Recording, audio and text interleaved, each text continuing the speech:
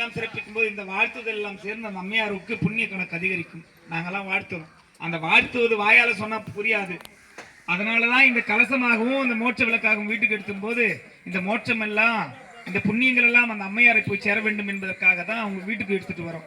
அதோடு மட்டுமல்ல, இந்த அரியதொரு வாய்ப்பினை வழங்கி இது வெள்ளச்சி அம்மையாருடைய குடும்பத்திற்கு மீண்டும் நன்றி சொல்லி, இதோ திருமூர்த்திகள் மட்டும் இருந்தால் போதாது, நீங்களும் அந்த அம்மையாருக்கு தடைகள் எல்லாம் விலகி முக்தி மோட்சத்தை கிடைப்பதற்கு கோவிந்தா கோவிந்தா வாயார சொல்லி கிட்ட வாங்க. அப்படி கிட்ட வந்து அந்த புகைப்படத்து மேலே இல்ல கலசத்து மேலே ராதா ஆரமண கோவிந்தோ கோவிந்தா கோவிந்தா கோவிந்தா அண்டாள் திருவடிகளே சரணம்.